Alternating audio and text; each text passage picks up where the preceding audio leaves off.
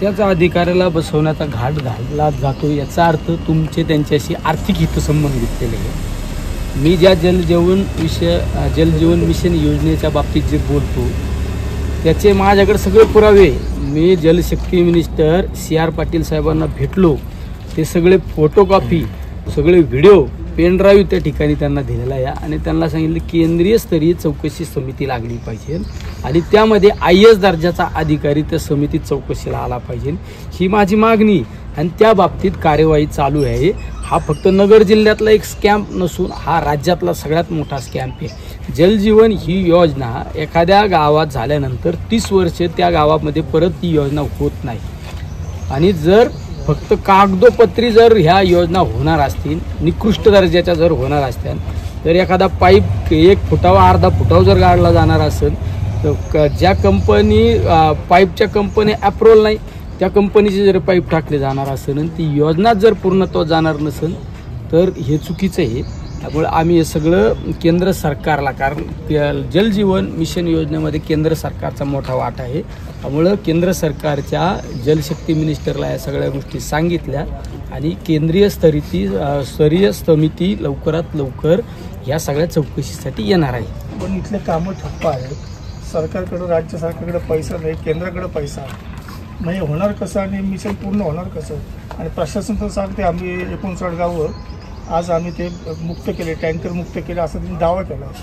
प्रशासनाला सांगण्यापेक्षा तुम्ही पाहिलं असेल, मी ज्यावेळेस दिशा समितीची मिटिंगमध्ये अधिकाऱ्याला विचारलं की किती जलजीवन मिशन योजनेमध्ये गावांचे कामं पूर्णत्वास आले, त्यांनी सांगितलं मला 210 गावामध्ये पूर्ण झालेली आणि मी ज्यावेळेस चौकशी केली त्यावेळेस प्रत्यक्षरित्या 50 गावामध्ये सुद्धा त्याचे पूर्ण झालेले नाही योजना। म्हणजे हे फक्त कागदोपत्री घोडे नाचवण्याचं काम केलं जातं। एखाद्या ठिकाणी योजनेचं काम 25% करायचं, बिल काढायचं 70%, एखाद्या ठिकाणी साधा जुना खड्डा असेल तर त्यावरच रिंग टाकायची, विहिरीचं बिल काढायचं, अशा प्रकारचा हा मोठा अधिकारी ठेकेदार असा मिळून हा जलजीवनचा स्कॅम्प आहे। MGP मधले एका अधिकाऱ्याची, वारे नावाच्या अधिकाऱ्याचं निलंबन सुद्धा ह्याच कारणामुळे 2 दिवसापूर्वी झालेलं आहे।